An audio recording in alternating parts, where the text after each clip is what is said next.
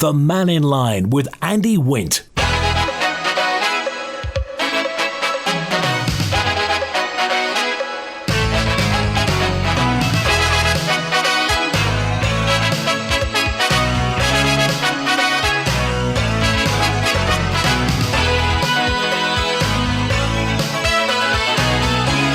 Open line on Mannin Line today. Call 66 13 68. Text 166 177. WhatsApp on the same number. Email studio@manxradio.com. The Education Minister, Mrs. Kane, said the Isle of Man's low unemployment rate is behind the recruitment struggles highlighted in a recent business environment and conditions survey. 0.7% of the Isle of Man is unemployed. Mrs. Kane says employers are having trouble finding applicants, especially amongst school leavers, but she acknowledges that more can be done to evolve the education system. Well, we're heading now, it's exam time, heading for the big moment at the end of the term. Schools are, of course, on half-term at the moment, but it won't be long until they're breaking up for the summertime, and many people leaving school will be going into the world of work. So, stubbornly, 0.71% unemployed. There are many, many vacancies that are unfilled. And you may remember, particularly the hospitality sector was talking about relaxing the work permit system just to get people here to work, to fill the vacancies. If you employ a workforce, I'll be interested to know what your take is on that, whether or not you're having difficulty filling those vacancies, getting skilled work. A quick word now, if you've subscribed to the TT, to the internet service, have a listen to Peter, who dropped a note to the answer phone, and see if you can help. Hello, Andy. It's Peter Buckley. On Sunday, I paid to join the TT Live section, but when I've been watching the racing today, it kept cutting out, saying network fault, and then it come up saying player fault. I'm having loads of trouble with it, and also my nephew did it for me because I'm no good on a laptop, because I've had a bad bike accident. I've only one arm and broken back and all sorts of things. But if you could get them to ring me or something, because he never put a password in for me, so I've no password. But whether that's got anything to do with it, I don't know. I've watched part of the racing, and then it just cut out about 5 times throughout the race. If you could get somebody from TT Live to contact me, please. Can't find a proper telephone number to talk to anybody. They're all emails, and I'm no good at them. Okay, thank you. Bye. Anybody got a phone number for TT Live? Peter having problems across the water. Telephone number for TT Live, and how's your subscription been to TT Live? Okay, no buffering. Lots of technology involved there, and it seems to be working on the whole very well, but obviously there'll be some creases here or there. If you can help Peter, if anybody's got a telephone number for TT Live, or if anybody's listening from TT Live, if they want to contact Peter, all you need to do is get in touch with me and I'll give you his telephone number. It'll be interesting to know, says Tony538, if the new light at the sea terminal was £36,000 to buy, was there a cost to install it on top? We don't know. It will be nice, but apparently they said there is going to be some remedial work to it. Those scratches down the side, apparently that was when it was stored. I noticed the camper vans jammed next to police headquarters in a campsite across got to be 10 feet apart. Are they more than 10 feet apart, says Liz D? Got to be 10 feet apart for fire regulations. That wouldn't do, would it, to break fire regulations next to the police station? Not saying they are. All the best, and more messages that came in from yesterday. A ton of messages that we didn't quite get to yesterday. It was very busy on the phones yesterday. This one says, the toilets at Chester Street are pristine. The girls do a great job of cleaning them, says Maggie. I'm glad to hear it. It's what you need at this time of the year. Clean loos. And David's with us now. Hi, David. Thanks for the photo, by the way. Yeah, so I'm marking that down as a first. And lo and behold, this morning I had a look around. There wasn't skeeting for them, but they've disappeared. So I just wonder whether the reaction of me coming on the radio and Manx Radio, the good listeners, I don't know how many listeners you do have, Andy, but there must be loads of them. Because when I meet people all the time, they say to get onto that Andy Wint, tell them this, get onto that Andy Wint, tell them that. Are you sure they were for 20 mile per hour limit signs? Yes, I can confirm that by a guy who I know, who I can't mention his name, because otherwise, the DOI minister takes a dim view of the staff having an opinion. Remember? If you do something and you're working for the department, they were trying to chastise people some time ago by having a public opinion on anything, which I would have thought was your own right, as long as you're not slagging the department off. That's what the rest of us do. We're not employed anymore, are we? We're retired. And we see these things are coming around. But I wanted to get on about apprentices. Yeah. Heard Daphne Kane on about. It's a shame there wasn't a balance there to say how many apprentices are government carrying. That's the DOI itself, the Board of Education. Surely that's easy to find out. Surely they'll know within government how many apprentices they've got. But don't forget now, we don't know whether they're going to charge for the Freedom of Information Act. Remember, the registrar said in his own words in a statement there, he doesn't want to see it being punitive to stop people from asking questions. Yeah. And do we, Andy? Do we have the question's very leading, isn't it? Do we have an open and transparent government?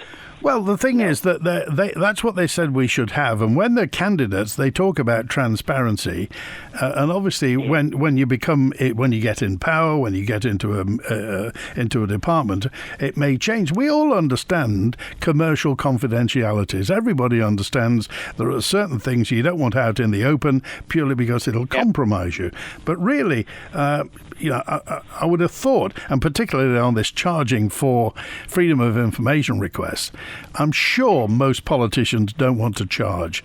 I mean, they seem to say that there are a minority of people who bombard the government with DOIs, with FOIs. So, and maybe it's to deter them, but surely that's not what it was about. No. And the stupidest thing about it is, and I've said it before, Andy, in a previous programme there, if you don't get an answer or they're going to charge you a few quid, you should just go to your politician, don't you? And say to your politician, because remember the question that was asked by Jason Morehouse when they asked how much a question costs for an MHK or an MLC to answer, they couldn't tell you. But they've worked it out. If I do a request or Manx Radio does a request, it's costing you X amount of money.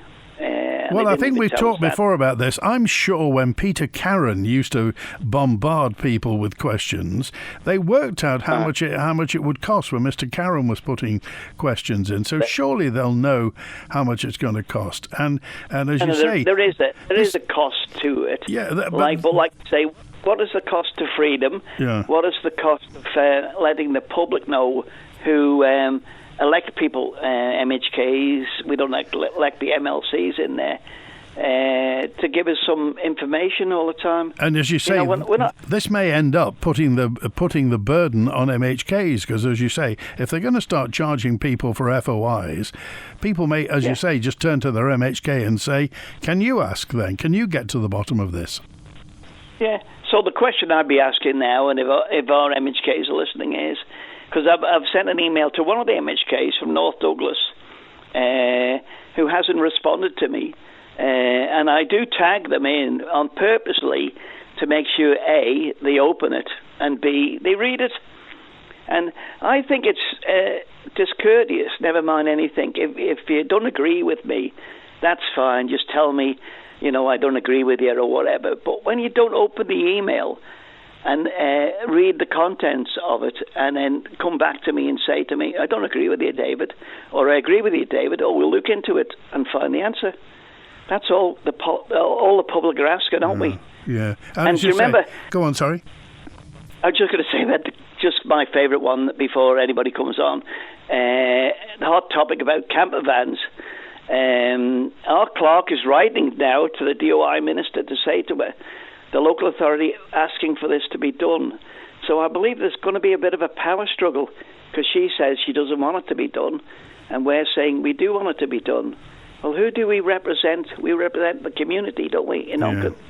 Okay. And there's loads of people been on the phone to me before anybody whinges, whatever, and I do it under my name, because people don't want to get involved with different things, and don't want to be targeted or whatever. Well, hopefully we don't get to that in life in the future, but sometimes it does happen. More disputes happen with neighbours, don't they? And that's the whole point, is that, the fact is nobody wants to fall out with their neighbour, and particularly, once a fallout starts, once a feud starts, then it's trouble for absolutely everybody. But the fact is that the local authority can play a part in this, in helping people be good neighbours. Yeah, and arbitrate on something which could be very minor, inconsiderate parking, or drawing to their attention that they may not see what it is. Like I say, there are 7 in Belgravia Road, camper vans in various. 4 of them I would think would have to go to the Knackers yard. Maybe Wilf would pick them up if we can get them to transfer up to Ramsey. Okay. But the other thing that annoys me too is, and that's where we should get together, all these local authorities, is Ramsey can serve a notice. The DOI can serve a notice on camper vans down on the prom, but why can't they do it anywhere else? Okay, all right, thanks, David. Shut up. Cheers now. 19 minutes past 12. And somebody said, Nicholas dropped a note in just to say, there's nothing that causes a neighbourly feud like a big hedge. Nicholas said, my neighbour's got a massive hedge. I cut mine absolutely pristine, just to shame him into cutting his hedge. Nothing's happened. It's about 4 feet taller than mine now. What do you do? I'll be honest with you, Nicholas, I have no idea what you do. But a dispute between neighbours is never really good for anybody, is it?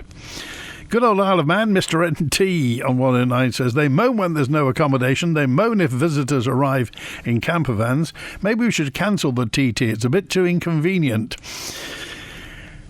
The numbers of motorhomes crammed in on the sites makes me wonder about the environmental impact of waste disposal, says Gaz. Well, do you remember a camper van owner was talking about grey water and what happens to the grey water as opposed to the black water, but getting rid of the grey water. Well, the Murrock in Ramsey is absolutely jam-packed. It looks like a camper van sales convention there. We'll see. On your programme, I hear words of bring back common sense. Well, for this to happen, first we need to get rid of a lot of people in government for this to happen. Example, why have they put a hump in the road on the corner of the top of Halewood Rise? I live in Ramsey. It's a wonderful sight seeing all the camper vans on our seafront, so let people enjoy their holiday, says Gary. Can't stay in a movable dwelling overnight on the road in Ramsey, apparently. Also, you won't get the prisoners out and about helping in gangs. The prisoners hardly enough staff. Well, I've not heard that. I heard they're up to scratch at that, where that's concerned. Somebody was talking about years ago that prisoners from when it was Victoria Road used to be on duty to chip away at the railings on Douglas Promenade and paint them. This is at the backdrop of the fact that the railings on Douglas Promenade now are rusting away or corroding away from the inside. And years ago, says Gaz, petty criminals could be trusted to paint railings. Now the prison's full of serious criminals, like drug gang members. You wouldn't trust them. Leave the campers alone, says, why do they bother spending money and coming here? Because they like it. Thank you, Paul. Motorhomes are a big part of our TT now. We need to be looking to help them for 2 weeks. They're here. We should encourage more visits, says Tony. And 475, Andy, I don't blame people coming over here in camper vans, bearing in mind the expense and the lack of choice of accommodation on the Isle of Man during TT. I think the authorities are becoming more mean-spirited as well, with restrictions all over about who can park where. So this thing about apprenticeships and apprenticeships on the Isle of Man. So 0.7 of 1%, 0.7% is unemployed on the Isle of Man. It's a tiny figure compared to what we had.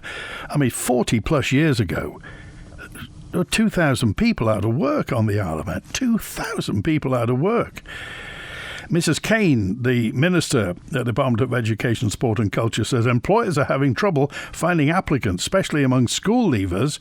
However, she acknowledges that more can be done to evolve the education system. Absolutely, the education system can evolve, and we all, as a society, want young people to have those life skills and communication skills, which are fundamental for anywhere, any job, any future.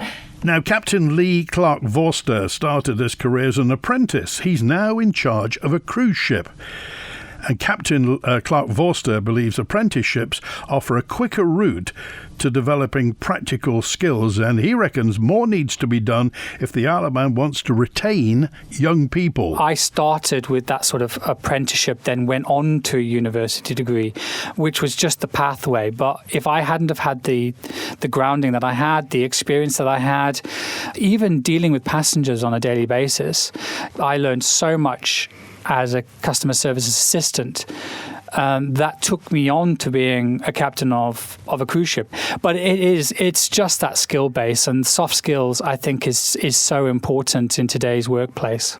I'm not expecting you to have read this report, but just some recent data from Statistics Isle of Man highlighted that 80% of businesses felt young people lacked at least one of the key skills required for work. Do you feel as if apprenticeships would teach those skills faster than university, perhaps? Yes, I think so, because when you're in university, you are sort of bubbled from employment. When you're in an apprenticeship, you're dealing with scenarios every single day that you would get in a workplace.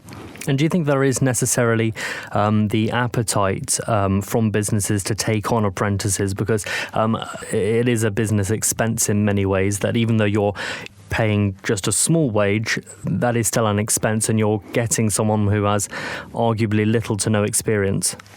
I think we can do more. I think we must do more to give anyone, and I'm hesitant to say young people, because again, apprenticeship can be open access to anyone, and we need to give people the opportunity to have these opportunities to get into both of those schemes, and when we are talking about young people, that the opportunities elsewhere off island are greater than what are here. Captain Clark Vorster, who started his career as an apprenticeship and now captains a cruise ship. So, is there a bit of a stigma about an apprenticeship? Is it seen as less of an education than a university degree?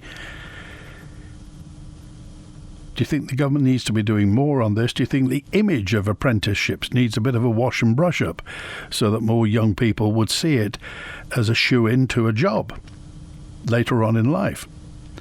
What do you think? Text, email, call, WhatsApp. Some TT visitors, says 068, complain about the cost of getting here.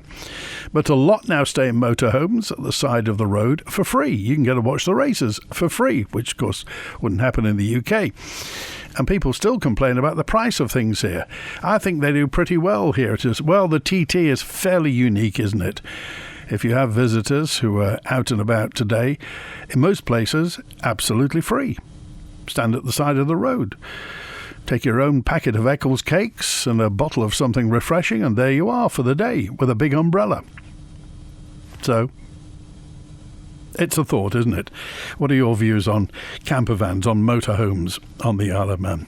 376 says, don't speculate about the 20 mile per hour speed limit. Why?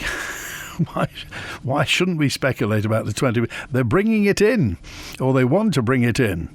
We've had a 20 mile per hour speed limit for years on Ormley Rees to Moor in Ramsey. The cost seems to be working, says Linda.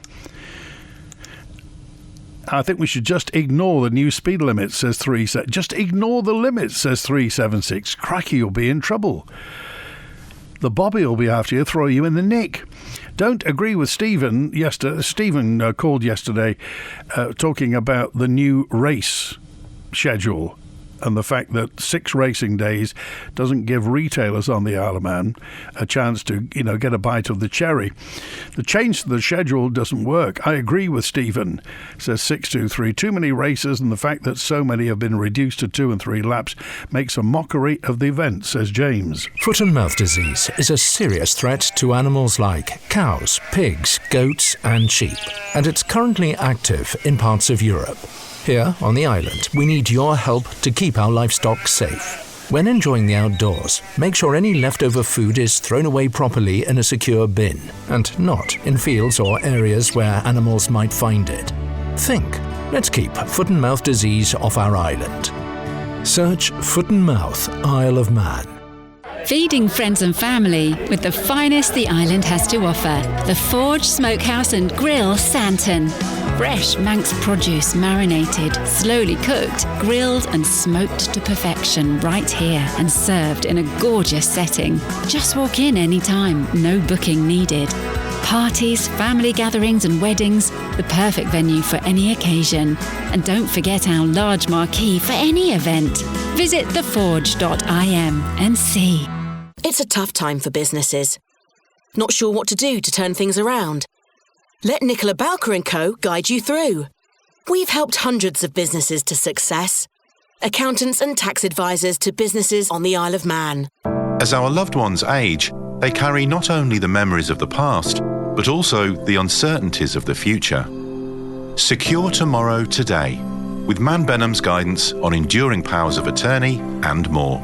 The RAF Red Arrows display team mark their TT return for 2025 on Thursday the 5th of June from 7:30pm in Douglas.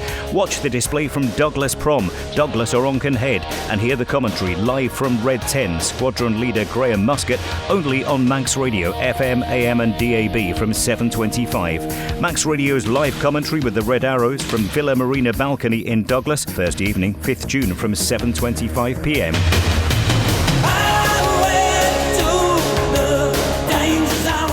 The Mannin Line with Andy Wint. Eric's on now. Hi, Eric. Hi, Andy. The person who was on about the TT Plus app. Yeah. I'm having very similar problems, only I can't get connected at all. I've done about 15 emails back and forward in the last week to the support for the TT app and the Isle of Man TT site.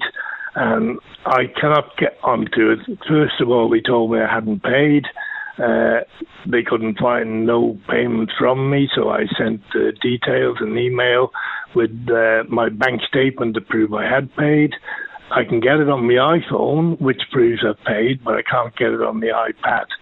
And I'm basically getting absolutely nowhere with them. Yeah, I mean, so there's no telephone number, there's no support phone number, I take it? No, I asked for a phone number in one of the emails, and they've never given me a phone number, so I can't actually speak to anybody. And at the end of it today, the last email I've got today is that my iPhone, my iPad must be too old, it doesn't support live streaming, and it's my problem. Well, like I said, my iPad is 1 year old. It worked perfectly well last year, and now it won't let me log into it at all, even though my iPhone will work. But the iPhone is too small. That's why I have an iPad, so you can watch it on that. But I don't know how they can turn around now and say it must be my iPad, when last week, this has been going on since last Monday, and they told me they had no account for me. Well, how are they now saying it's my iPad that's wrong? You know, they're changing their mind all the time. Is this helpline, is it on the island? I'm not sure. I don't think it is, because I think it's Vimoto that run the actual app. Right. But the last person I've been talking to is on the island, because it's on the Isle of Man TT website, I think it is, where I'm getting emails back from her now. You know, but basically the last email I've sent back to them now, 10 minutes ago, I've just asked them to repay me the money into my bank, or I'll take them to the small claims court, and I will. I'm not paying out £25 for something that doesn't work and then try and blame me, telling me my device is too old. It's a 1-year-old device. It runs every other sort of live stream, and the problem is theirs, not mine. I do know of other people who are having the same problems, and on top of that, when I tried to get the other day on my iPhone up at the races, and I couldn't get onto it at all. And I believe Mike Telecom always say, well, there's so many people here now, you can't use it. But the other thing I couldn't get the other day on my iPhone was Manx Radio. The commentary they were doing, that wasn't working because you couldn't get connected through Manx Telecom. Right. So do you think it's a capacity issue? That's a capacity issue, definitely, because when I try to connect and you look and where I stand to watch the bikes, there's hundreds of people and you've seen this big long list of other devices that are using it. But the main problem at the minute, I mean, Manx Telecom won't do anything about that. They haven't done so in any years. But it's the fact now that this iPad, the TT Plus site is not working. It's not doing what they're advertising. And in my opinion, if it's not doing what they're advertising, they need to give me my money back. Well, there's a reputation thing here as well, because I mean you're obviously on the Isle of Man. The gentleman who called is in Burnley, but there may be people all around the world who just give up. Yeah, there probably is, and the money will be being paid, and how many of them will actually think to ask for their money back? It just won't happen. People just say, "Oh, well, it didn't work. I couldn't get it," and they won't bother next year. Yeah. But when you're paying for the service, and £25 isn't cheap, really. Because you can listen to the comedy on Manx Radio anyway. Yeah. So you don't need to have that. But if you're paying £25 to be able to watch what's happening, and then you can't, and then they're not interested. They're making out that I'm at fault. I can't be at fault. I've paid my money. I've shown them bank statements where the money has gone out of my bank account. They've got my money. I want their service or my money back. How quick are they to get back to you when you email? Once a day. Oh, really? Once a day? And that's it. Yeah. And a few times, like I've replied to their email like I just have now, and I probably won't hear from them until tomorrow. But, I've been constantly on to them, and like you say, there is no phone number. There's nobody to get in touch with, only through support at the bottom of the website. And you get through to them. And to be honest, the ones I was talking to earlier, I don't think they know what they're talking about. This might be their job that they run live events anywhere else, but they just don't know nothing about the TD. And what's going on and the timings and everything. You just can't get anywhere with them, and it's wrong. Okay. All right. Eric, thanks for bringing us that to our attention, because that may have implications all over the world for people. All right, Eric, thanks for that. Okay, thank you. Good to hear from you. Miss Stephen's right about the 6 race days, far too much. Let's go back to 4 race days, or even 3 as it used to be. The disruption to island life is just too much now. We'll end up eventually having closed roads for 8 days, says 068. Michelle Haywood is just a spokesperson for the DOI. She may sign things off as a minister, but decisions regarding speed limits will have been made by somebody in the DOI, says Andrea. Andrea, who just says the buck stops with the chief officer, Emily Curfey, or her deputy, Jeffrey Robinson. So it might be nice to know who is pulling the strings. Well said, Jeffrey, says Jeffrey called up yesterday about TT. Thank you, Daphne, for that point. And I went to a pub before TT for tea. It was very nice. I went to the same pub last week. Every food item has increased in price. Is that because of TT? It may have been. People have been subjected to bad weather and the winds trying to blow the bikers off. Are the pilots happy now? Yes, I think they are from you. And MHKs need to wake up and smell the bacon. Is that true? The 20 mile per hour speed limit is going to be unpopular with the public. Heads of government departments are effectively employees, and as such, the public can do nothing to remove them from office. So they don't care about what the public thinks. MHKs need our votes. So it's MHKs in the firing line with us, says Ian. My complaint is that people are parking on zigzags on the road. I nearly knocked a person down. I couldn't see the entrance to the zebra crossing. A car had blocked it.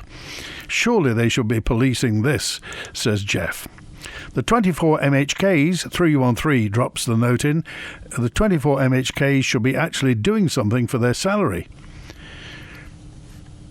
Maybe they should donate some of their salary and expenses to the library. We were talking about the family library yesterday, and will the family library survive? Will it actually close at the end of July? Will the mobile library service be gone? What's going to happen to the family library? I understand, if the skeet is right, there are moves behind the scenes to put something together to save the family library. But it is not taken for granted. It may happen, and it may not. We'll watch and we wait. Julian's with us now. Hi, Julian. Hi, Andy. Just thinking about this in the news about unemployment rates down. But we also hear at the same time about huge employment within government, don't we? 408 new people at Manxcare. So the Isle of Man government is probably the largest employer on the island, isn't it? Yes, I think it is. By a massive, massive amount. And if it's expanding constantly, is this hiding problems with employment on the island, if you see what I mean? In what way? What way do you mean? Well, if you've got things like services and things, it's not quite the same as having businesses which are bringing money to the island. You know, it's kind of like servicing the existing population. So if you've got a ton of people who are working here within government, that's not the same thing as having a thriving tourist industry, etc., etc. You see what I mean? Right, yeah. So I'm wondering if...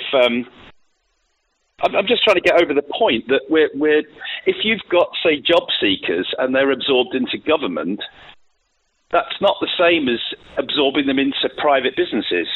You see what I mean, the difference? Yeah, I understand. I mean, people still pay national insurance and tax when they're employed by the government. Yeah, but it's a circular thing, isn't it? It's not something that's reaching out from the island to bring money into the island, if you see what I mean. At what point? I mean, if everyone was employed in government on the island, what would happen? You know what I mean? If you just take it to a ridiculous level. Yeah.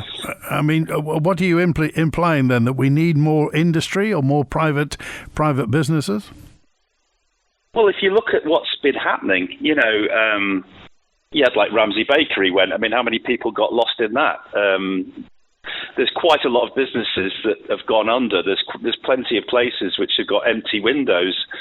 And behind the scenes, Julian, the finance sector and the banking sector has lost an enormous amount of people since the banking crash in 2008. An awful lot of people have very quietly gone, and as you say, companies have just disappeared. The corporate service provider industry, the CSPs, the family corporate service providers, a lot of those have gone now. Yeah. And I think as well, you know, if you've got a government that has certain policies, it becomes more influential on the local economy as well. You know, you're kind of sort of, the whole thing is resonating within itself. You know, things like energy and things like that. If you start doing policies like that can adversely affect how businesses run as well. But I mean, the Chief Minister, Mr. Cannon, used to be Treasury Minister, so he knows how these things work. And he has said many, many times, we have to have economic growth. He's firmly behind that. Yeah. But what is that growth? I mean, how is it the thing is, how do you get the tangible growth? I mean, you know, nobody on the island is saying that things are getting better as time's going on. So there's a yardstick right there, heat or eat, this kind of thing is always talked about these days. It just makes you wonder if this massive expansion in the Isle of Man government employment is actually masking an underlying, the shark under the water. You know what I mean? There's problems ahead with this. Decisions made to, like we've just been talking about before with the TT. Local businesses are suffering now because you're not getting those rest days. You had Port Erin and Peel days on at the same time as the races were on. I hear Peel was pretty quiet, as Stephen was saying yesterday, which he called a disaster. But who's making the decision to move all the TT around? Who's making that decision, which is influencing private business? Well, I presume that's the motorsport division of Department of Enterprise. Department of Enterprise, which is an arm of government, isn't it? It is, indeed. Yes, it is. Well, that's, I keep in my head, when you're talking about things like this, I can hear Clifford Irving, MHK from years and years ago, who, when he was asked about what politicians did then, he said, we run the Isle of Man like a business. We run the Isle of Man like a business for the benefit, for the financial benefit of the people within and to finance public services. Yeah, Isle of Man PLC, wasn't it? They used to call it. Well, you don't get many politicians saying that nowadays, do you? No, and you're looking at the expenditure going on. I was doing some research into, say, the cost of the wind farm that I talk about quite a lot, and the cost of that, if you factor in all the other things, the things like the interconnector, the things like, all the stuff that you've got to do, the fact that the government has no experience in putting one of those in, this is a large cost to the island. It's going way over double what they're saying it is, and actually it's 4 times more than what that initial 23 million was in the paper back, in the Manx Independent. So all these government expenditures, it's all resonating within itself, and you just wonder, all the private businesses more or less seem to be suffering. So, this unemployment number, I'm just 0.7%. Is that really indicative of the health of the island financially? Okay, all right. Thanks for calling, Julian. Good to hear from you. Thanks, Andy. Cheers. Okay, the Keys election next year is on Thursday, 24th of September. Thursday, 24th of September, 2026. The polls will be open from 8 a.m. till 8 p.m. Well, the clock is certainly ticking. I think lots of politicians, current politicians, will be deciding, certainly in the next 6 months or so, whether or not they'll be standing for election next year. And perhaps, I don't know, maybe you will be standing for election next year. You never know. You may be an MHK of the future. Oh, a message from the answer phone. I'd like your opinion. Your caller John today referred to Michelle Haywood as this woman. I think this is very disrespectful. Whether you agree with her or not, she deserves to be addressed by her name. If it was a male politician, he wouldn't be referring to him as this man, I don't think. So whether you agree or not, let's have a little bit of respect for our lady politicians. Her name is Michelle Haywood. Thank you. Any opinion? Do you want to have your voice heard? The Isle of Man government wants to connect with you. Join the Chief Minister and the Council of Ministers at a roadshow event near you. Monday the 30th of June at Ramsey Grammar School. Tuesday 1st of July at Ballacameen High School, Douglas. Wednesday the 2nd at Castle Rushen High School. And Thursday the 3rd at Queen Elizabeth II High School, Peel. All events are from 5:30 until 8 and doors open at 5:15. You'll have the chance to meet ministers one-on-one, share your thoughts on national matters and take part in a Q&A session. We're listening to you.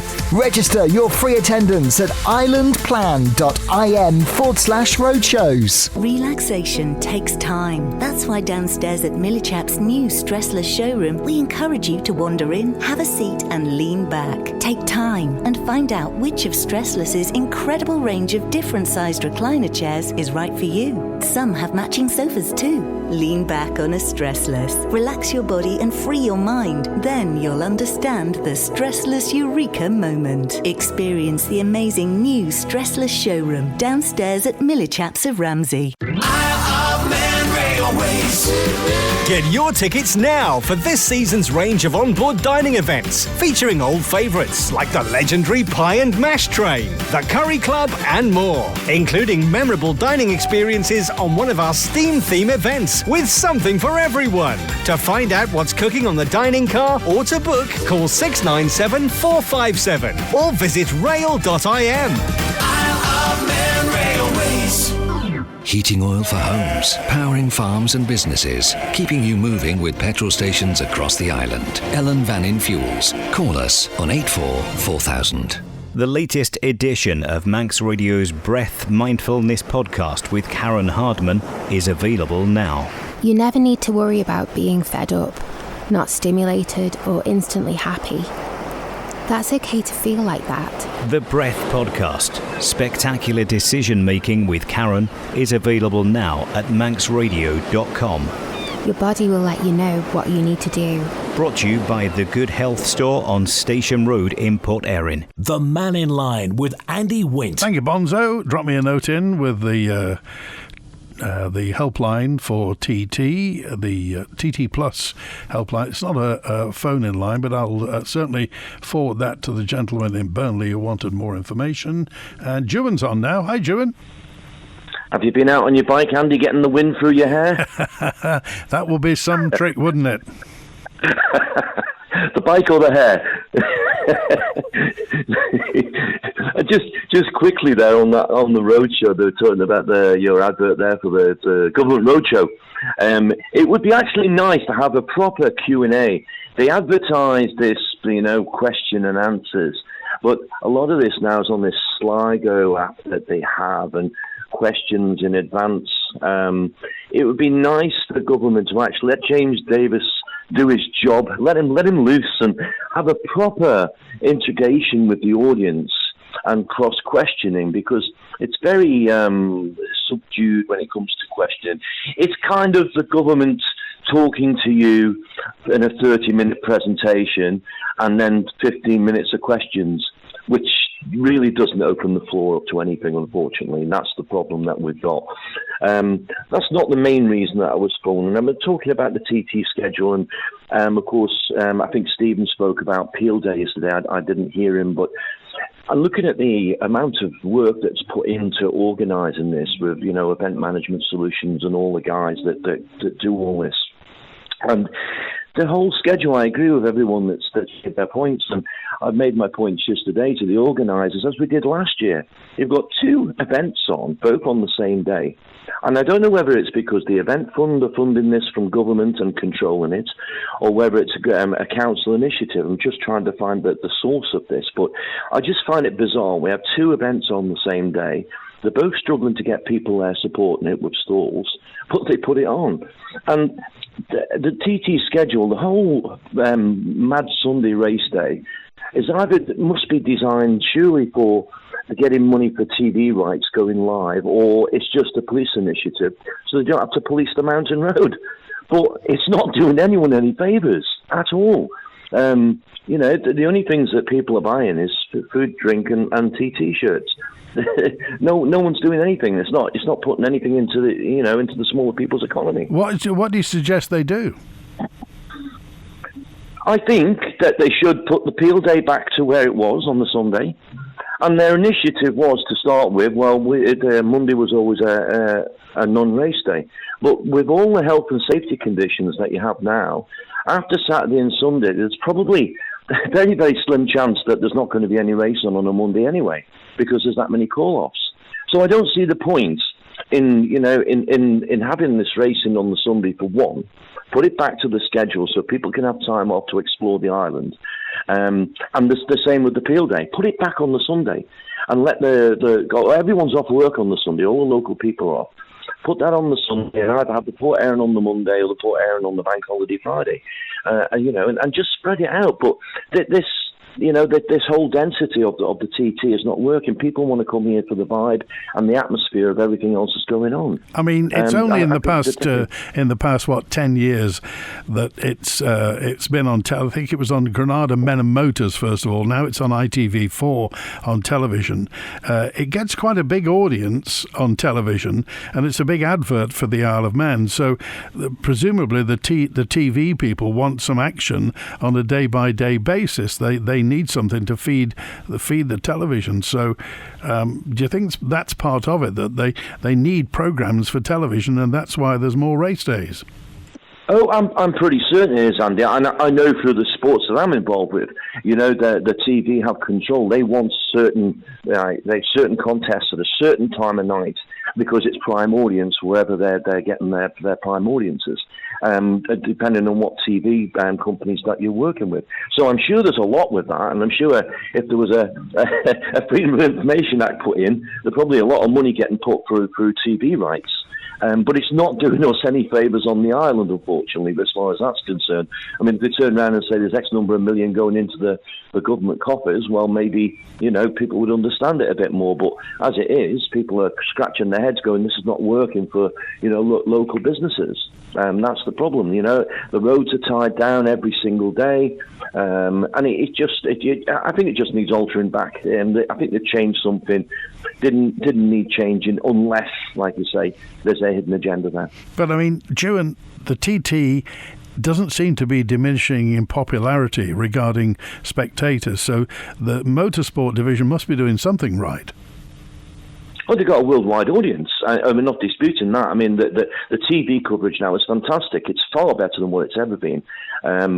People across the world who can't afford to come here or can't get a hotel room can now watch it on the TV. But I mean, the actual spectators coming here, that doesn't show any sign of dropping off. People are still willing to bear the brunt of the Irish Sea and come here in all sorts of weathers, and people just seem to come back. The number of people I've spoken to just say the TT is on their bucket list.